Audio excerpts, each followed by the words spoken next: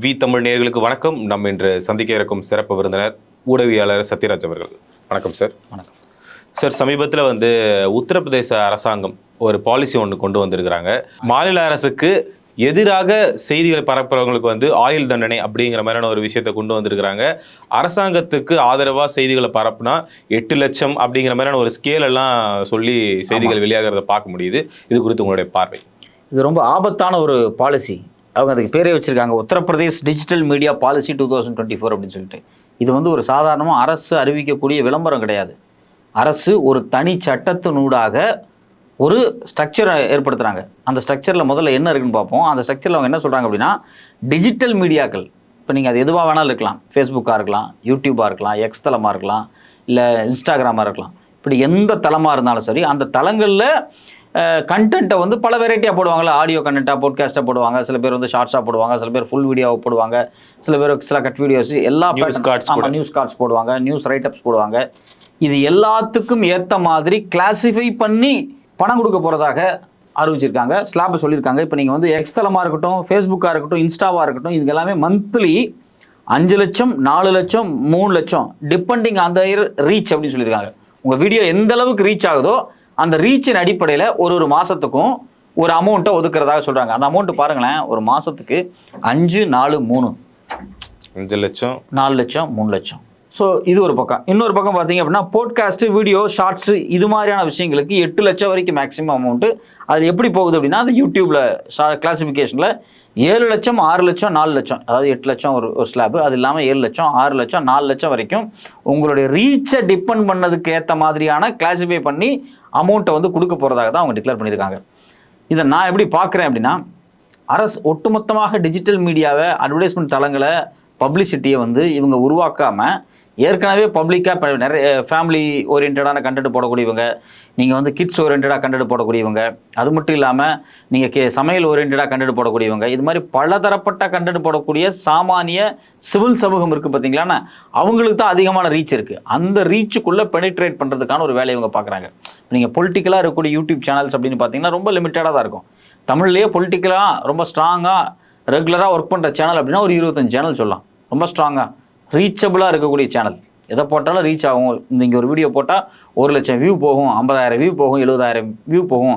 அதில் குறைஞ்சபட்சம் ஒரு நாளைக்கு 10,000 பேராவது வீடியோவை சின்சியராக பார்க்குற அளவுக்கான சேனல்ஸ் இருக்குது பார்த்தீங்களா. அது ஒரு 25-30 சேனல் சொல்லலாம். நீங்கள் உத்தரப்பிரதேசத்துக்கு போகும்போது அங்கேயும் இதே பர்சன்டேஜ் தான் இருக்கும். ஆனால் நீங்கள் சாதா மக்கள் என்டர்டைன்மெண்ட்டுக்காக பயன்படுத்தக்கூடிய சேனல்ஸினுடைய எண்ணிக்கை அப்படின்னு பார்த்தீங்கன்னா எக்கச்சக்கமாக இருக்கும். 100% 95% இல்லை 96% அது மாதிரி சேனல்ஸ் தான். நீங்கள் மோஸ்ட்லி பார்த்தீங்கன்னா ஃபேமிலி, குடும்பங்களுக்குள்ளே போடக்கூடிய யூடியூப் சேனல்ஸ், அது எந்த வீடியோ போட்டாலும் 1 லட்சம், 2 லட்சம், 5 லட்சம் போயிட்டே இருக்கும், ஒரு என்டர்டைன்மெண்ட்டான சேனல்ஸ். அதே மாதிரி பார்த்தீங்க அப்படின்னா ஆக்ட்ரஸு இவங்க யூஸ் பண்ணக்கூடிய சேனல்ஸாக இருக்கட்டும், இல்லை பெரிய கம்பெனிஸு, அதாவது மீடியா கம்பெனிஸ், சினிமா கம்பெனிஸ், அவங்க யூஸ் பண்ணக்கூடிய மீடியா சீரியலை கட் பண்ணி போடுறதா இருக்கட்டும், இல்லை நீங்கள் காமெடி சீன்ஸை கட் பண்ணி போடுறதா மாதிரி இருக்குது, இது மாதிரி ஷோஸை கட் பண்ணி போடுறது, இது மாதிரிலாம் ஒரு பெரிய டீம் ஒர்க் பண்ணிகிட்ருக்கு. இல்லை கிச்சன் ஓரியன்டான விஷயங்கள், இது மாதிரி பல ஸ்லாப் இருக்குது. க்ரைம் இன்வெஸ்டிகேஷனு, இந்த எல்லாமே பார்த்தீங்க அப்படின்னா சிவில் சமூகத்துக்குள்ளே அதிகமாக புழக்கத்தில் இருக்கக்கூடிய யூடியூப் சேனல்ஸ். 100 பேர் ஒரு நாளைக்கு யூடியூப் சேனல் பார்க்குறாங்கன்னா 95-96 பேர் அவன் இது மாதிரி சேனல்ஸ் தான் பார்ப்பான். பொலிட்டிக்கல் சேனல் பார்க்கக்கூடியவங்க வேற ஒரு கேட்டகரியாக இருக்காங்க. அப்போ இவங்களுக்கு உள்ள பெனிட்ரேட் பண்ணி அரசாங்கத்தினுடைய அனைத்து திட்டங்களையும் மக்கள்கிட்ட ஒரு ப்ரொபகேண்டா பண்ணுறதுக்கான வேலையை இவங்க பண்ணுறாங்க. இப்போ வெளிப்படையாக பார்த்தா அரசு கொண்டு வர திட்டங்களை தானே இவங்க பண்ணுறாங்க, இது நல்ல விஷயம் தானே அப்படிங்கிற மாதிரி தான் தோணும். ஆனால் இது வெறும் அரசோட திட்டத்தை மட்டும் அவங்க கொண்டு போய் சேர்க்கறது கிடையாது. இந்துத்துவ சித்தாந்தங்களை அடிப்படையாக கொண்ட பல விஷயங்களை கொண்டு சேர்த்துறதுக்காக தான் அவங்க பயன்படுத்துவாங்க. இப்போ நீங்கள் நாளைக்கு ராமநவமி வரும், அதுக்கு அரசு கொண்டாடக்கூடிய திருவிழா, ராமர் கோயில், இதை மையமாக வச்சு ஒரு அட்வர்டைஸ்மெண்ட் பண்ணுவாங்க. ரெண்டாவது, நாளைக்கு என்ன பண்ணுவாங்க அப்படின்னா, பொலிட்டிக்கல் சேனல்ஸ்லேயே சில சேனல்ஸ் இருக்க ஒரு சேனல் அவங்களுக்கு சாதகமாக மாறுவாங்க. இப்போ பொலிட்டிக்கல் சேனல்ஸ் ஒரு 30 சேனல் இருக்காங்கன்னு வச்சுங்களேன். அதில் ரொம்ப கவர்மெண்ட்டுக்கு பாலிசிஸை கொஸ்டின் பண்ண மாதிரி சேனல்ஸ்னு பார்த்தீங்கன்னா ஒரு 5 சேனல் இருப்பாங்க. அதாவது நான் சொல்ல ஒரு அப்ராக்சிமேட்டாக ஒரு அதே ஒரு 30% தான் இருக்கும். 100% யூடியூப் பொலிட்டிக்கல் சேனல்ஸில் ஒரு 30% தான் கவர்மெண்ட்டை கொஸ்டின் பண்ணக்கூடிய சேனல்ஸாக இருக்கட்டும். நீங்கள் அதே மாதிரி கவர்மெண்ட்டுக்கு நேராக ஃபேவரபிள் சேனல் பார்த்தீங்கன்னா ஒரு 20% 30% இருக்கும்.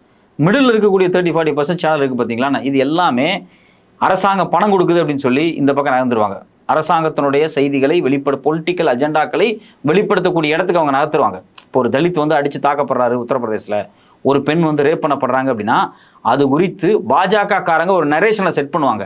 அந்த நரேஷனை 10க்கு 6 யூடியூப் சேனல் 7 யூடியூப் சேனல் அந்த நரேஷனை வைக்கக்கூடிய இடத்துக்கு இது நகரும்.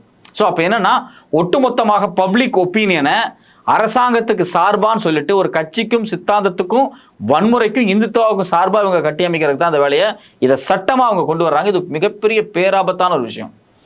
இது அப்படியே பேரலாக இன்னொரு பக்கம் பார்த்தீங்க அப்படின்னா அரசாங்கத்தை கேள்வி கேட்குற மாதிரி அவங்க கொண்டு வரக்கூடிய திட்டங்களில் விமர்சனம் இருக்கிற விஷயங்கள் இருக்கு இல்லையா, அதை கேள்விக்கு உட்படுத்துகிற மாதிரி. அது மட்டும் இல்லாமல் அரசாங்கம் பாராளுமன்றத்தில் சட்டமன்றத்தில் பல சட்டங்களை தொடர்ச்சியாக ஏற்றுக்கிட்டே இருக்காங்க. அந்த சட்டங்கள் குறித்து கேள்வி எழுப்புற மாதிரியான விஷயங்களை ஆன்டி நேஷனல், அது மட்டும் இல்லாமல் அப்ஜெக்ஷனபிள் அப்படிங்கிற கேட்டகரிக்குள்ள எந்த டெஃபனிஷனுமே இல்லாமல் அந்த சேனல்களை முடக்கிறது, இல்லை அவங்கள கைது பண்ணுறது, அவங்கள வாழ்நாள் சிறை வரைக்கும் கொண்டு போயிருக்காங்க. இப்போ நாம் ஒரு சட்டத்தை அரசாங்கம் கொண்டு வருதுன்னு வச்சுங்களேன். இப்போ ஃபார் எக்ஸாம்பிள் உத்தரப்பிரதேசம் இருக்காங்க. இப்போ வகுப்பு சட்டத்தை மத்திய அரசாங்கம் கொண்டு வருது. அது வந்து இஸ்லாமியர்களுக்கு நேரடியாகவே பாதிப்பாகுது. அது குறித்து இஸ்லாமியர்கள் வீடியோ போடுறாங்க அப்படின்னா இது தேச விரோதம் அப்படின்னு சொல்லி அந்த சேனலை முடக்கு ஒரு பக்கம் நடந்தாலும் இன்னொரு பக்கம் அவங்க மேலே வழக்கு போட்டு கிரிமினல் குற்றம் போட்டு அவங்களை கைது பண்ணி ஜெயிலில் போகிறதுக்கான ஒரு ட்ரையல் அவங்க உத்தரப்பிரதேசத்தில் ட்ரை பண்ணுறாங்க. நீங்கள் நினைக்கிறீங்க இது உத்தரப்பிரதேசனுடைய தனிச்சட்டம் அப்படின்னு, கிடையாது. பாஜக உத்தரப்பிரதேசங்கிற ஒரு மாநிலத்தில் ஒரு ட்ரையலை பண்ணுது. ஏற்கனவே என்ன ட்ரையல் பண்ணாங்க, புல்டோசர் விடிச்சு நீங்கள் வந்து இஸ்லாமியர்கள் வீடுகளையும் பத்திரிகையாளர் வீடுகளையும் ஜனநாயகவாதிகள் வீடுகளையும் இடிச்சாங்க. இப்போ நீங்கள் வந்து ஒரு வாரத்துக்கு முன்னாடி மத்திய பிரதேசத்தில் ஒரு காங்கிரஸ் தலைவர், அவர் பேர் என்ன அப்படின்னா ஷெஹ்ஜல் அலி, காங்கிரஸினுடைய முக்கியமான தலைவர். அவருடைய வீட்டினுடைய மதிப்பு 5 கோடி. பிரம்மாண்டமான ஒரு வீடு கட்டி வச்சிருக்கார். அந்த வீட்டை இடித்து நொறுக்கிட்டாங்க. அங்கிருந்த கார் 3-4 காரை புல்டோசர் வச்சு நொறுக்கிட்டாங்க. இது ஏன் நொறுக்கப்பட்டுச்சு அப்படின்னா முகமது குறித்து, அதாவது இஸ்லாமினுடைய இறை தூதர் குறித்து தவறான கருத்து மகாராஷ்டிராவில் ஒரு சாமியார், RSS சாமியாரால் பரப்பப்படுது. அது மகாராஷ்டிராவில் ஒரு விவாதமாக மாறுது. அப்படி விவாதமாக மாறும்போது அந்த சாமியார் மேலே மத்திய பிரதேசத்துலேயும் வழக்கு பதியப்படுது. அப்படி வழக்கு பதியறதுக்காக போலீஸ் ஸ்டேஷனுக்கு போன ஒரு இஸ்லாமிய கும்பல் அவங்க எல்லாம் அங்கே போய் வழக்கு பதிய போயிருக்காங்க.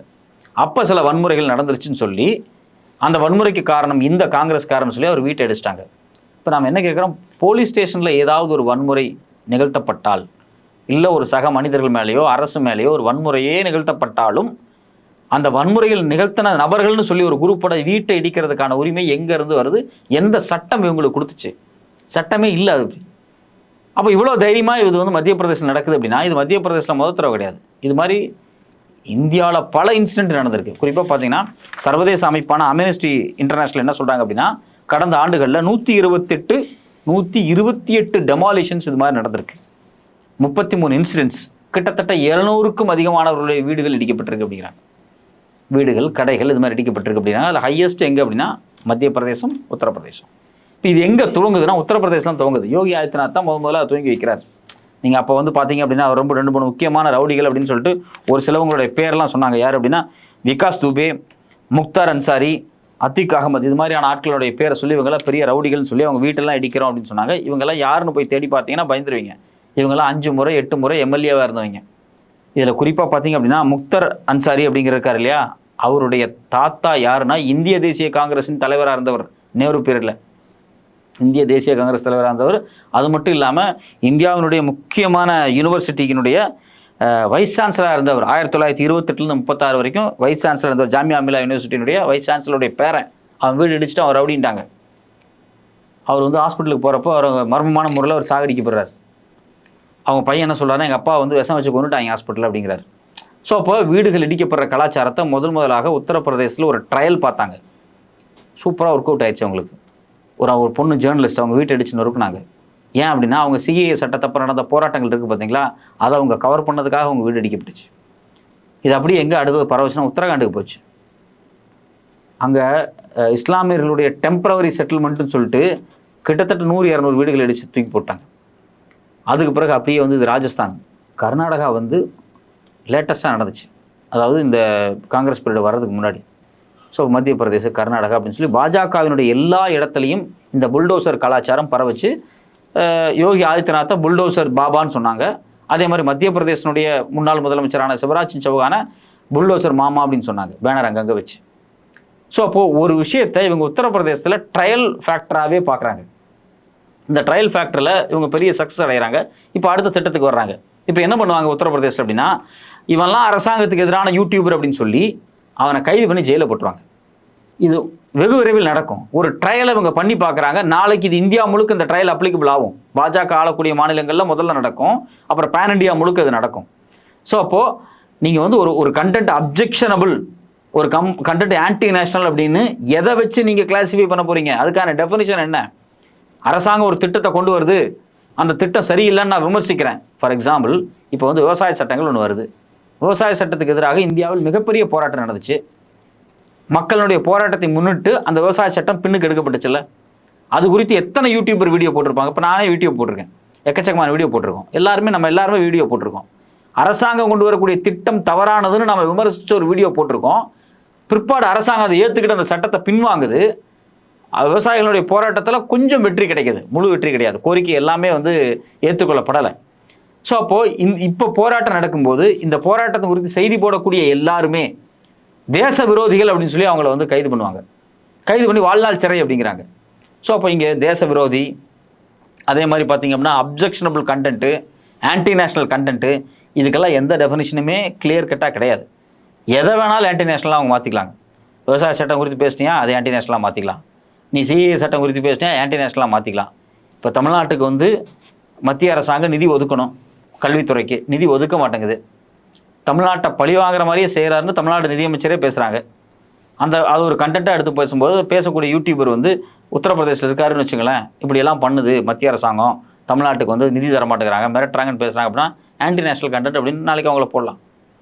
ஸோ அப்போ இவங்க ஒரு பக்கம் அரசாங்கம் சார்ந்து, இந்துத்துவா சார்ந்து இவங்க பண்ணக்கூடிய வன்முறைகள், இவங்க பண்ணக்கூடிய சித்தாந்த அரசியல், இது சார்ந்த ஆட்களுக்கு பணம் கொடுத்து அவங்கள மாஸ் மீடியாக்குள்ளே ஒட்டு மொத்தமாக டிஜிட்டலுக்குள்ளே கொண்டு வந்து பிரச்சாரம் பண்ணுறாங்க. இன்னொரு பக்கம் பார்த்தீங்க அப்படின்னா அரசாங்கத்தை கேள்வி கேட்கக்கூடிய நபர்களை ஒட்டுமொத்தமாக மிரட்டி வாஷ் அவுட் பண்ணி டிஜிட்டல் தளத்திலிருந்தே வெளியே போகிறதுக்கான வேலை நடக்குது. அவன் ஒரு ட்விட்டு கூட போட மாட்டான்.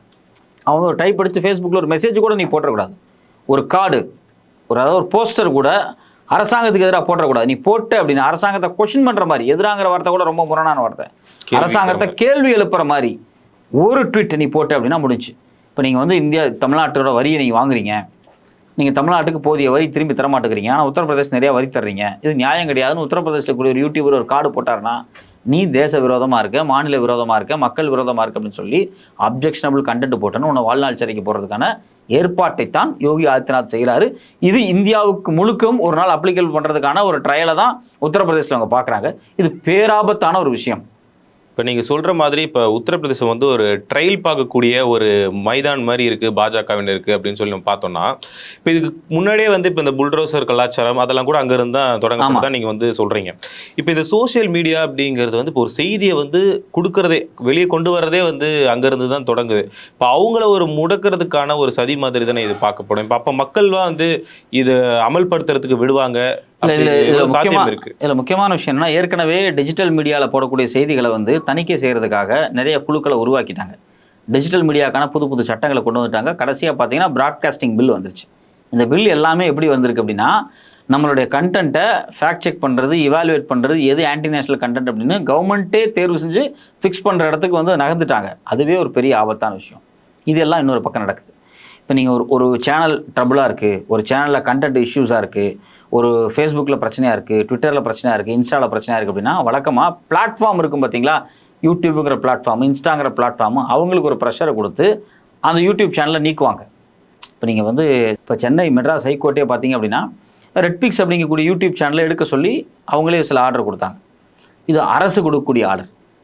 அப்போது அரசாங்கம் நேரடியாக ப்ரெஷர் போட்டு ஒரு தளத்தையே முடக்கிறது, தளத்தையே நீக்கிறது அப்படிங்கிறதெல்லாம் தாண்டி அதெல்லாம் அப்புறம் நடந்துட்டு போகுது. நீ முதல்ல கண்டென்ட் போடு, உனக்கு போடுறதுக்கு தைரியம் இருக்கான்னு நான் பார்க்குறேன், நீ போட்டால் உனக்கு உள்ள தூக்கி வைப்பேன் அப்படின் போது ஆப்வியஸாக யாரும் போய் கண்டென்ட் போட மாட்டாங்க. ஸோ அவங்க பிளாட்ஃபார்ம்கிட்ட கெஞ்ச வேண்டியது கிடையாது, பிளாட்ஃபார்மை லிமிட்டேஷன் பண்ண வேண்டிய அவசியம் கிடையாது, அவங்க பிளாட்ஃபார்மோட டிஸ்கஷன் பண்ண வேண்டிய அவசியம் எல்லாம் கிடையாது. இவங்க டைரெக்டாகவே என்ன பண்ணிட்டாங்க, இந்த கண்டென்ட்டு ஆன்டி நேஷனலாக இருக்குது, இதை தூக்கி போட்டுருங்க. இப்போ இது வந்து நடக்கும். இது எப்படி நடக்கும் அப்படின்னா, நீங்கள் வந்து அரசாங்கத்தை கேள்வி கேட்கக்கூடிய யூடியூப் சேனல் அப்படிங்கிறது மைக்ரோ மைனாரிட்டி தான். நான் உங்களுக்கு ஏற்கனவே சொன்னேன், 100 யூடியூப் சேனல் இருக்குது அப்படின்னா அரசாங்கத்தை கேள்விக்குட்படுத்தக்கூடிய சேனல் அப்படிங்கிறது 10 சேனல் கூட இருக்காது, 100ல் 10 கூட இருக்காது, 10% கிடையாது, 3% தான். இப்போ இந்த 3% யூடியூப் சேனலில், அதாவது பொலிட்டிக்கல் சேனலில் என்ன டிஸ்கஷன் ஆகிட்டு இருக்குது அப்படிங்கிற விஷயம் காமன் ஆடியன்ஸுக்கு தெரியாது. பாலிடிக்ஸை பார்க்கக்கூடிய ஒரு லேயருக்கு மட்டும்தான் தெரியும். இவங்க பாலிடிக்ஸை பார்க்கக்கூடிய ஒரு லேயர், அதுவும் குறிப்பாக பிஜேபி இந்துத்துவ சக்திகளுக்கு எதிராக கேள்வி கேட்டுருக்கக்கூடிய ஒரு லேயருக்கு மட்டும்தான் தெரியும். அந்த லேயர் ரொம்ப இன்னும் மைக்ரோ மைனாரிட்டி தான். ஸோ ஈஸியாக கைது பண்ணி உள்ளே போடும்போது இது ஒரு பெரிய டிஸ்கஷனாக மாறாது. யாருக்கெல்லாம் அது டிஸ்கஷனாக மாறுனா, உங்களுக்கு எனக்கும், நம்மலாம் ஒரு பொலிட்டிக்கல் சேனல் நடத்துகிறோம், பொலிட்டிக்கலாக டிஸ்கஸ் பண்ணிட்டு இருக்கோம், பொலிட்டிக்கலாக யூடியூப் நடத்திட்டு இருக்கவங்க, ஃபேஸ்புக் பேஜ் வச்சுருக்கவங்க, அதே மாதிரி பார்த்தீங்கன்னா வெப்சைட் நடத்தக்கூடியவங்க, மீடியாக்காரங்க, இவங்களுக்குள்ள ஒரு பெரிய டிஸ்கஷனாக மாறும். இது வந்து பொதுமக்கள்கிட்ட ஒரு எழுச்சியெல்லாம் மாறாது. பொதுமக்களுக்கு அரசாங்கம் சொல்லக்கூடிய திட்டத்தை போட்டால் காசு வரணும்னு எல்லாரும் போய் வாங்க ஆரம்பிச்சிடும். அவனை பொறுத்தவரைக்கும் காசு வேணும் தான் நினைப்பான். அரசாங்கத்துக்கு ஒத்து வராத பாஜகவுக்கு ஆதரவு இல்லாமல் காங்கிரஸோ இல்லை மற்ற கட்சியை சார்ந்த ஆட்கள் வந்து யூடியூப் சேனல் நடத்துகிறான் அப்படின்னா, அது என்டர்டைன்மெண்ட் சேனல் நடத்துகிறான் அப்படின்னா, அவன் இதை பற்றி பேசவே மாட்டான். அவன் ஏற்கனவே என்டர்டைன்மெண்ட் சேனல் தான் நடத்திட்டு இருக்கான், அவன் கேஷுவலாக போயிடுவான். ஸோ அப்போ இது வந்து ஒரு மைக்ரோ மைனாரிட்டி நடக்கக்கூடிய ஒரு டிஸ்கஷன், ஆனால் ரொம்ப முக்கியமான ஒரு டிஸ்கஷன். அவங்க தான் பாலிடிக்ஸை ட்ரைவ் பண்ண போகிறதே. அவங்க தான் ஒரு ஒரு ஒரு ஒரு ட்ரெயின்லேயோ ஒரு கார்லேயோ இல்லை ஒரு பஸ்ஸையோ ஓட்டக்கூடிய ஒரு நபர் அவங்க தான். யாருன்னா அந்த பொலிட்டிக்ஸை ட்ரைவ் பண்ணிட்டு இருக்கக்கூடிய, பொலிட்டிக்ஸ் குறித்து ஒப்பீனியன் சொல்லிட்டு இருக்கக்கூடிய ஒரு குழு. இப்போ இந்த குழுவை முடக்கிறது சாமானிய மக்களுக்குள்ள ஒரு பெரிய டிஸ்கஷனாக மாறுறதுக்கு டைம் எடுக்கும், ரொம்ப லேட்டாக இருக்கும். அதனால் மக்கள்கிட்ட வந்து உடனே எல்லாம் எதிர்ப்பு வந்துடாது. எப்போ அவர் கவர்மெண்ட் எடுத்து ஏதோ பேசிவிட்டாராம்ப்பா, அதனால் அவர் கைது பண்ணிட்டாங்க. இப்போ நம்ம வீட்டில் இருக்கோம், நாம் ஒரு வீடியோ போடுறோம், பிஜேபி அரசாங்கத்தினுடைய ஒரு பாலிசி குறித்து டிஸ்கஸ் பண்ணுறோம், நம்ம மேலே வழக்கு வருதுன்னா நம்ம வீட்டில் கூட நம்ம அம்மாவோ அப்பாவோ சுற்றம் சொந்த பந்தம் எல்லாம் என்ன சொல்லுவாங்க, உனக்கு எதுக்கு தேவையில்லாத வேலை, அமைதியாக இரு, கவர்மெண்ட் எடுத்து பேசாத அப்படின்னு சொல்லுவாங்க. இது இயல்பான ஒரு விஷயம். அதை தாண்டி அதை பொருட்படுத்தாமல் அதெல்லாம் தூக்கி போட்டு கவர்மெண்ட் எடுத்து கேள்வி கேட்கக்கூடிய இடத்துல நம்ம வந்து நிற்போம், யாராக இருந்தாலும் எந்த கவர்மெண்ட்டாக இருந்தாலும். ஸோ அப்போது நம்ம குடும்பத்துக்கிட்ட இருந்தே ஒரு சின்ன எதிர்ப்பு இருக்கும், நம்ம சார்ந்த சமூகத்திலிருந்தே ஒரு சின்ன எதிர்ப்பு, இதெல்லாம் இப்போ தேவையில்லா வேலை பண்ணிருக்கப்பா, கவர்மெண்ட் எடுத்து எதுவும் பண்ண முடியாதுப்பா அப்படிங்கிற மாதிரியான ஒப்பீனியனை சொல்லுவாங்க இல்லையா. அதுக்கெல்லாம் வந்து சிவில் சமூகம் ஒரு மாதிரி ஒரு ரியாக்ட் பண்ணும். பட் ஆனால் லாங் டேர்மாக பார்க்கும்போது ஒரு இஷ்யூவாக மாறும். அப்போ நிறைய விஷயங்கள் வந்து விவாதிக்கப்படும். இப்போ நீங்கள் வந்து துருவத்தை மாதிரி ஒருத்தர் இருக்கார், அவர் வந்து இந்தியாவினுடைய 2024 தேர்தலில் பாஜகவினுடைய பாலிசிகளை, பாஜகவினுடைய நெறிமுறைகளை, அவங்களுடைய இந்துத்துவ சித்தாந்தத்தை நேரடியாகவே கேள்வி எழுப்பின ஒரு முக்கியமான யூடியூபர். பாஜகவை என்ன ஃபீல் பண்ணுது அப்படின்னா, துருவத்தைவால் தான் நமக்கு நிறைய டேமேஜ் ஏற்பட்டுருச்சு அப்படிங்கிறதுனால தான் உடனே ப்ராட்காஸ்டிங் பில்லு அவங்க கொண்டு வர்றாங்க பிஜேபி வந்த உடனே. இப்போ வந்து உத்தரப்பிரதேசில் துருவத்தைவை கொண்டாடக்கூடிய, துருவத்தை வீடியோ பார்க்கக்கூடியவன் நிறைய பேர் இருக்கான். துருவத்தையோட ஸ்பெஷாலிட்டி என்ன அப்படின்னா, அவர் 3% 2% பொலிட்டிக்கல் ஆடியன்ஸுக்குள்ளே இல்லை, அவர் வந்து காமன் ஆடியன்ஸுக்குள்ளே இருக்கக்கூடிய ஒரு முக்கியமான யூடியூபர். அவர் பேசக்கூடியது எந்த சைடும் போகாமல் நடுவில் இருக்கக்கூடிய ஒரு வெகுஜன மக்கள் இருக்காங்களே அவங்களுக்கு ஒப்பீனியன் அவர் கிரியேட் பண்ணுறாரு. அதை கண்டு பயப்படுது உத்தரப்பிரதேசம், நீங்கள் எல்லா இந்தி பெல்ட்லேயும். ஸோ அதனால் இது மாதிரியான ஒரு சட்டங்களை கொண்டு வந்து அவர் மாதிரியான ஆட்களை தூக்கி உள்ளே வைக்கலாம் அப்படின்னு அவங்க ஐடியா போடுறாங்க. ஸோ அது வந்து ஆரம்பத்தில் ரொம்ப மோசமான சூழலாக தான் இருக்கும். ஆனால் இது எளிமையான மக்கள்கிட்ட உரையாடலாக நிகழ்த்தப்பட்டு இதுக்கான நியாயத்தை கோரும்போது கண்டிப்பாக இது அரசுக்கு எதிராக சில போராட்டங்கள் வெடிக்கிறதுக்கான வாய்ப்பு இருக்குது. இது உத்தரப்பிரதேசத்தோடு நின்றாது, இது இந்தியா முழுக்க பரவுறதுக்கான ஒரு ட்ரையல் அங்கே வந்து பண்ணி பார்க்கப்படுது அப்படிங்கிறது என்னுடைய பர்சனல் கருத்து. இப்போ இந்த சட்டம்ன்றது வந்து ஒரு ஆபத்தான சட்டம் தான் அப்படின்னு தான் என்னால் புரிஞ்சுக்க முடியுது. என்னோட கேள்விகளுக்கு உங்களுக்கு கருத்துக்களை பகிர்ந்ததுக்கு மிக்க நன்றி.